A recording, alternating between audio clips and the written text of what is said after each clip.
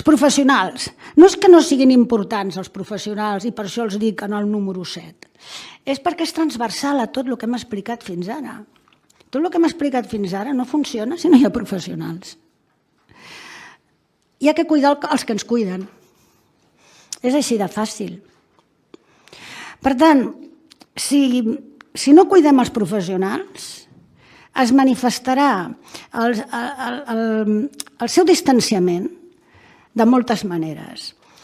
I al final acabarà afectant la qualitat del servei. Afortunadament, la professionalitat que tenen fa que donguin molt més del que moltes vegades els hi hauríem d'exigir. I hem vist exemples de la seva dedicació. Però és important que també l'organització, les organitzacions nostres, els hi faciliti la vida. I no els sobrecarreguin.